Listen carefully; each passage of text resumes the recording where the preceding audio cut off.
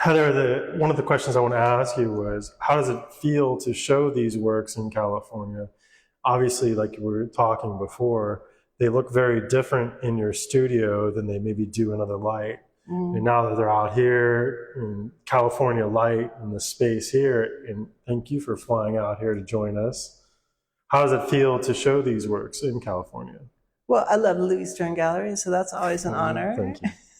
But yeah, and I have a very strong connection to California and the West in general, but California in particular. Like generations of my family have been in California, and Okay. they're still here. Like my great grandparents met in San Francisco, and Right. we're photographing the earthquake and fire, Wow. and then came out and settled Arcadia. Oh, really? It's Arcadia? Yeah, Okay. yeah. And then my great aunt Kay Mulvey was like Jimmy Stewart's manager and helped Disney build the original Disneyland in Anaheim. Really? And my dad grew up like on Mulholland Drive, and then we're in, but and I left from New York from Marin. So the light is very. So when I got to New York and the like. I thought my eyeballs were bleached, my work was very light, and slowly it got richer. But the works come here and they look very different. Like I've had this experience showing with you guys before where you sent me the photographs. I'm like, well, you guys got to put some saturation on this stuff. But I work in a barn on the edge of the woods with two windows. Yeah. The light is very, very, but that's like I said, like we were talking before the interview, it's like I learned a long time ago to let go of any expectations on how something is going to be lit anyway, because and light change, and these are all about the light things changing and that the only constant is change, and the Heraclitus, you never step in the same river twice, and I got this whole thing, so I got to be able to embrace that they're going to look very different, and I like it, and I love the skylight. So I can't say, oh, that's great. It takes me a while to get used to it. I have expectations. I have something. But it's always like that. It's always like that. Like when I'd work in Dumbo and I had all those windows, I'd be working into the night, and I'd come back in the morning and the painting be gone. Just completely changed. As the light completely changed. I tried to shoot time lapse before these came out, and I realized that I have only a couple of windows. That all my successful time lapse over the years happened in the middle of the winter, and I was looking, that's exactly where the sun comes up there. So it's hitting another wall and it wasn't doing the thing, which is really interesting. So the way your studio is positioned, is it have a southern light that kind of... I don't have a lot of windows. I'm in the woods. Right. I don't have a lot of windows, but the one window that I shoot through, which has got old glass as well. Oh, so really? It's very dramatic. Like 100-year-old glass? Yeah. Oh, really? Yeah. Oh, cool. Yeah, it's like, Is it melting? Yeah, it's like it's got so it's very dramatic, and it's good. I like that wall, but I'm gonna build another little kind of light chamber where I've got the same kind of windows. But I found that out, which is cool, because I do so much trial and error with this. And this time, because I was like, oh shit, I only got 2 weeks. I'd get up at 6:30 every morning and go out there and just it's gone. And then I finally usually I'll just set up the camera and leave. And I just sat there and I was like, oh, okay, it's over there. So what time of the day is this? Midday? No, first thing in the morning. First thing in the morning. That's when that light hits. That's when the light is most dramatic. Sunrise and sunset. The light's obviously most dramatic. Yeah. And not to mention the colors. And your studio, is it in Kingston proper? I have a studio in Kingston and I have a studio in Woodstock. Okay, gotcha. The one in Kingston is, and I'm not there early. I've only had that for about a year and a half. I've got that to process archives. Okay. And the one in Woodstock is on our property, which is actually Saugerties, but it's Woodstock. Right. But so it's like, it's in a barn, in the houses, a number of feet away. And Mark's studio is upstairs in the barn. Nice, beautiful. Yeah. So how long have you had this studio? We've been there since, I don't know, like 30 years. 30 years? Wow. Congratulations. Thank you. Yeah. And I was between Dumbo and there before. Right. So I'd take things down to Dumbo to proof them. I'd make them in this studio. And then I'd take them down because I had 14 windows on the corner. Okay. Right, looking at the Hudson because I was a Dumbo pioneer. And that was just the studio. That was awesome. And so I had all kinds of light and all kinds of exposures. So I'd take them down. But long ago, I really, like really long ago, like maybe 40 years ago, I realized I have no control over the light they're going to be seen in. Right. So that they need to be strong compositionally and they need to hold together as paintings. Yeah. No matter what. But when you're working in your studio, you still feel like there's an aspect that you need to go and see them in the bigger studio in Dumbo with more light. I don't have that anymore. Oh, That was so then. I haven't had then. that studio since for a really long time. Okay. Because of gentrification. But I understand. Dumbo's really changed But what I lot, do is I move them to different walls. I see. I mean, I got a janky setup, and so like I move them to different walls that have different light bulbs or have different sun, or they look complete. Like if we were to do this right now, they would probably. But I mean, you're in a gallery; it's pretty evenly lit, but you'll see they look differently. The light needs to hit it just right to really. Yeah, and I don't have track lighting and that memory of color and space that is the most magical to you. Well, just to have it come alive, to have the paintings have their most potential with the light play in there. Yeah. But like you turn off the lights on a Corot and it doesn't look good. It's very true. All artwork in many ways is really just light reflecting off things and hitting us in our retinas. So, and sculpture particularly. Yeah. And these are very sculptural. I feel like. On the inside. They really. So that kind of leads me. I wanted to ask you about the box itself because there was that short period of time when you were just working with acrylic and kind of having these sort of floating pieces, but then you came back to this box form, which obviously you've been working with. When was that? That was like 2012, 13. I did a number of those. I was working with the bent plexi pieces. Yeah. So I've been working with this box since 1989. Mm-hmm. And it's just, I was living above a plexiglass factory in Chelsea. Okay. And I was living next to Metropolitan Lumber. And they were throwing out scraps. The Plexicraft was throwing out scraps. And I'd seen the Donald Judd retrospective at MoMA. Yeah. And there was a Christopher Wilmarth retrospective at the same time with this. And I was working for an artist who was using beeswax. Okay.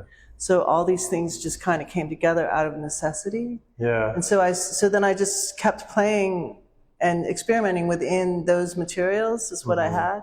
These are same guy, Peter Moscato, who frames for Gagosian, and everybody gives me his offcuts. Okay. He's the same guy that used to photograph the work back then, Time, yeah. So I'm still using scrap, but I start with it. Anyway, so you asked me about the bends. So, but I have this, I have this thesis that the light moves through them. And I was like, wait a minute, how can the light be moving through them if there's this box here? So I'd like to get rid of the box. And then I was at a yard sale and somebody was selling a plexiglass bender. Okay, all right. So you're like, all right. So I got the plexiglass bender and I started bending the plexiglass. And then I had to figure out how to hang them because they're plexiglass. That's the real problem with working with transparent materials is you can see everything. Hello, Robert Irwin's discs and needing this in the middle, right? That's right. And so I cut a tab in them and I did have that done. I'd have those cut. I'd take my plexi into the city and I'd have them cut and I'd have the tab cut. And then you need to cut a hole in the wall and they cantilever out is how they hang. Right. So I took that as far as I thought I could, and then I missed the box. Right, and then that's what I asked you about. I learned a whole bunch of stuff from the light, and I missed the box. So I went back to the box. There's a sense of like a juxtaposition of materiality and the ephemeral with your work. And so the box is like this grounding form that really brings us back to the material, especially with your use of upcycled, plexiglass and plywood, these things that are, had some life and are being recycled into beautiful art that you make. But the box itself is kind of, what would you say, like it sort of is this, very, solid, like I said before, material object, but what you're constantly trying to paint inside this shape is this mystery, this light mystery. We don't know what is going on in there. We just kind of get this filtered view back. What does this kind of juxtaposition that you've been working with for so many years, like why do you keep returning to it? I don't see it as a juxtaposition with the box, because I go to the lumberyard, I choose a piece of plywood for the grain, I take it back, I rip it.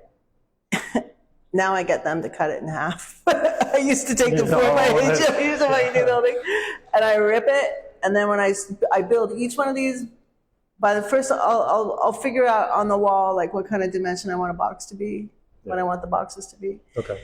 And then when I build it for the wood that this came from. Like there's a little bow. You can see there's a little bow in these. And I line up the boards. One time I had somebody make some boxes. Sucked. Didn't work because that wasn't it. So that's all considered. So it's not really.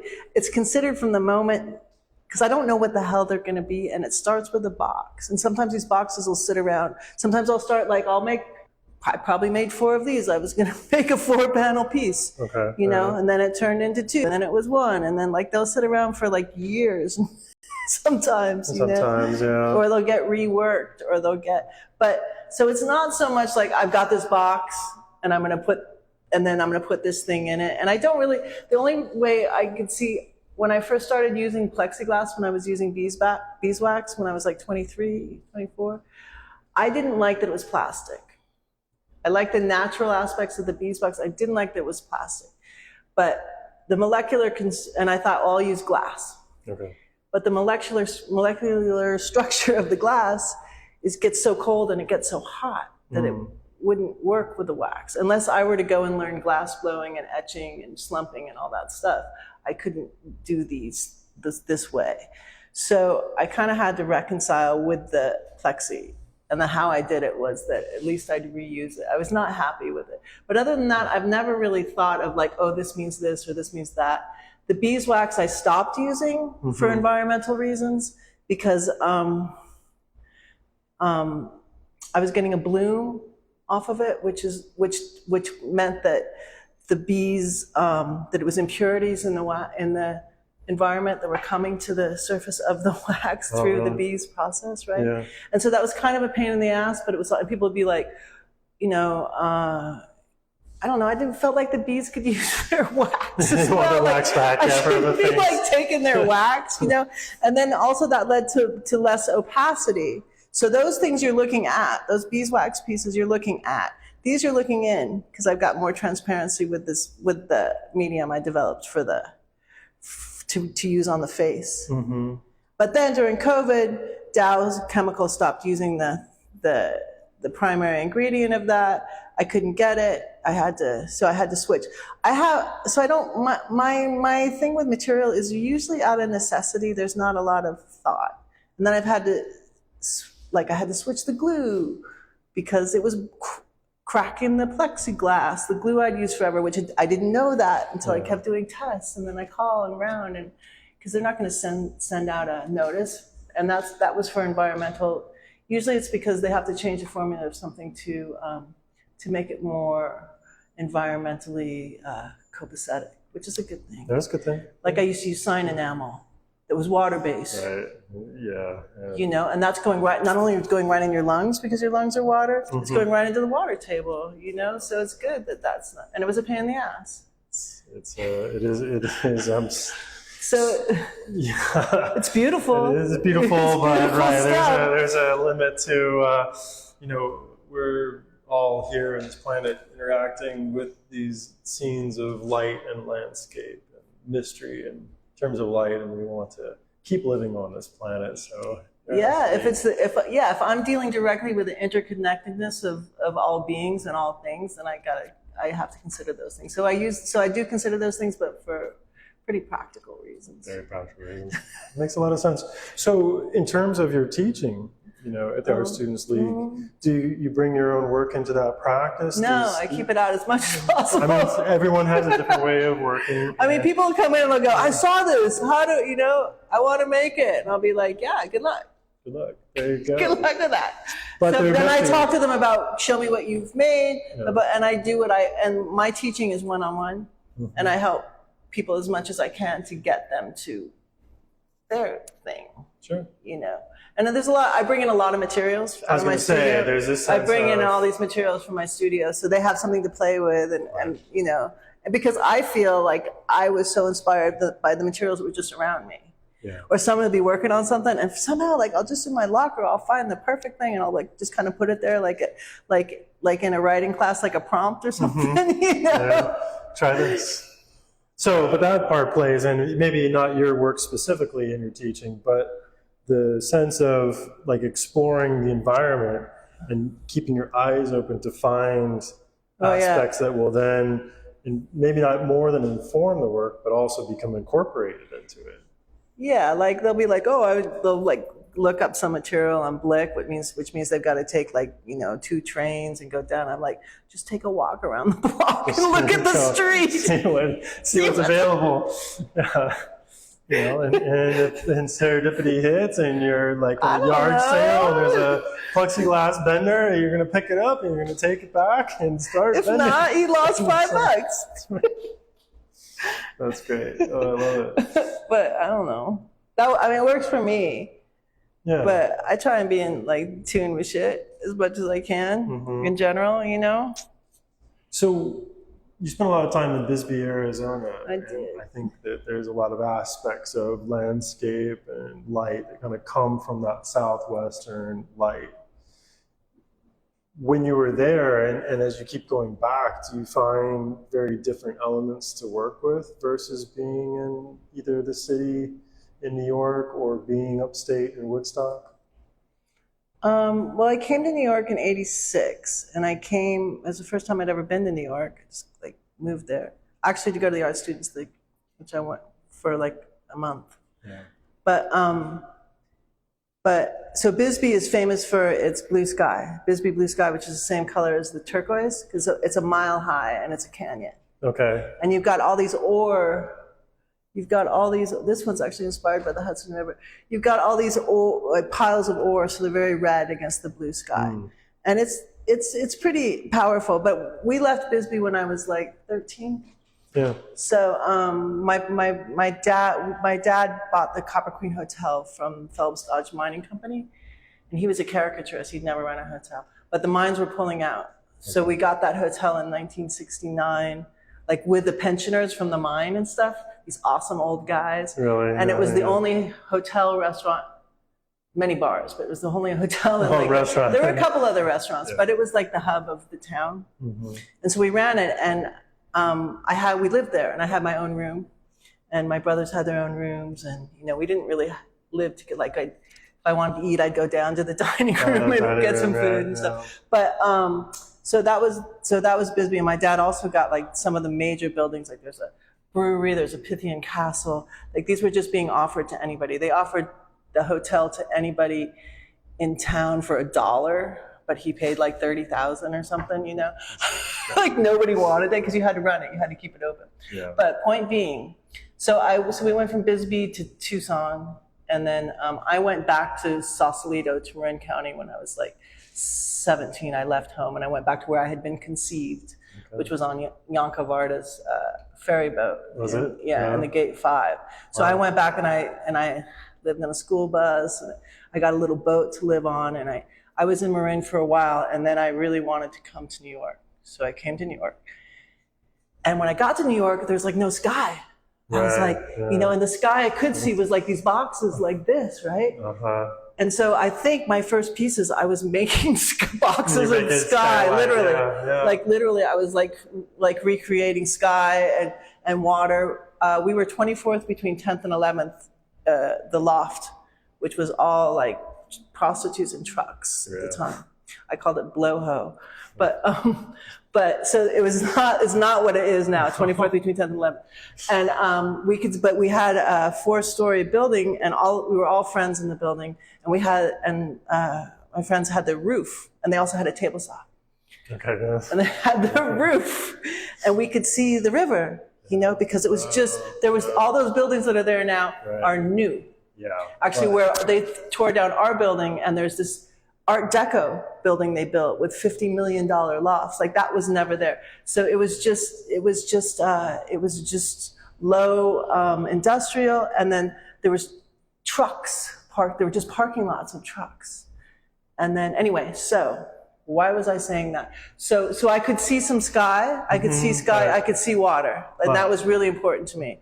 But yeah. So what were you asking? But there's a strong sense of needing to bring the sky and the nature aspect back to that part of. Oh, you were asking me. So then So I kept going back to Arizona because my family's there. Yeah. And the last few years, like my mother was bedridden for so I would go back every few months, and I was sculpting mountains on my dashboard with kids clay, and I turned the rental car into a studio, and I'd be painting the mountains. And it really took me kind of like a re-education, as it did to get to the straight line, because I grew up drawing. My father was a caricaturist, so I grew up drawing faces and stuff as my automatic. And so and then I started working for a minimalist, and I started, I was interested in Donald Judd. I had to get rid of that. I had to really kind of break it down into geometry. Yeah. And geometry is what allowed me to get rid of the figure or something that was representational. And so I kind of went back, and I just made lots of studies of mountains, and the fact that the mountains change, if you go if you walk 10 minutes that way, you've got a whole different set of mountains, or that the light coming across them completely changes them. And I'm also a student of Zen, and I'm studying Dogen's Mountains and Rivers Sutra. Okay. And I started these with this idea that clouds, mountains, and water are all waves, they're all making the same form.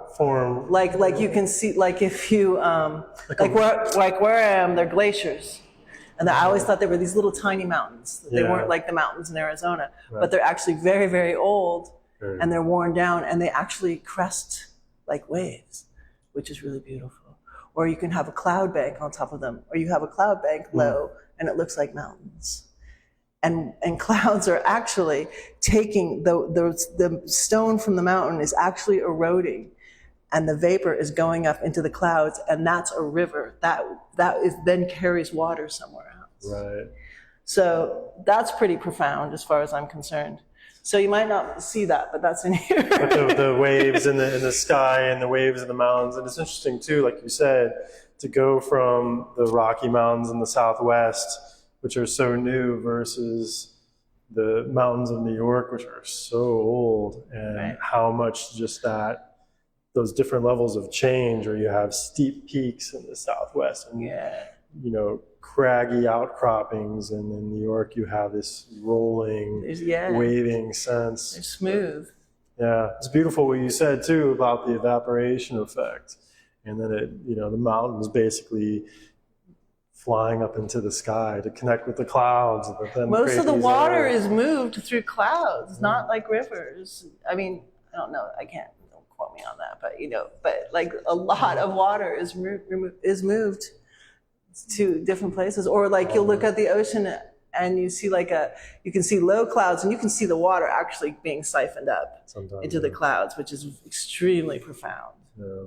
But I'm also looking at Turner with these. I'm looking at Ryder with these. I'm looking at Hudson River School. I'm looking at real paintings too. I can see that in the work. And I wanted to ask you then, something that you said to me recently was that you were kind of done with the horizon right now, and I think maybe you're talking about kind of more of the works that had a central line across them.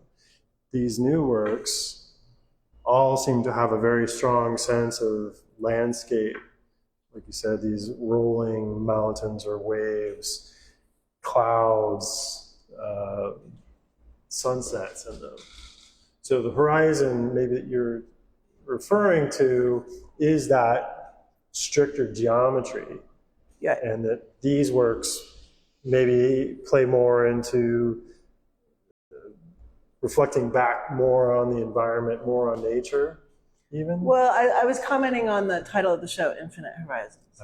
That's right. But when I said that, and obviously there are horizons, these are more diagonals. All the earlier works that was the easiest way, the most direct way for me to get to dynamic divisions of space was just to divide them that way. And they were abstract, much more abstract than these, but they created a sense of horizon, of sky meeting sea, but they could also be more abstract. These are abstract, but those were always landscapes and seascapes to me. Right. Once in a while somebody'd be like, "Hey," and I'd be like, "Yeah," but I wasn't going around saying there were landscapes and seascapes necessarily. Nor would I with these, but it's just like, it's a little, it's less deniable. And it's hard for me now, like if I go, like even with like these bands of color, which are so important, but they also take out, sometimes they take out this bottom striations of the wood and where the wood meets that can be distracting from the composition, and they make the eye go behind and into there. Yeah. At times, I don't do it every time. I do it a lot though. I try not to have it just be a default, but that's a straight horizontal. That's would we call that a straight horizontal? Yeah. But other than that, like even like that one over there, like you see, it's like it's a diagonal. I'm trying to make them more dynamic, and by doing that, I was also seeking the center in the old works all the time. I don't need to seek the center all the time. Yeah.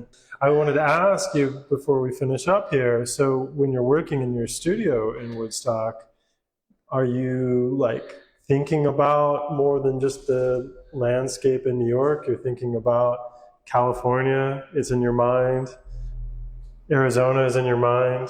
It's all in there. I can't escape it. I'm trying not to think about much.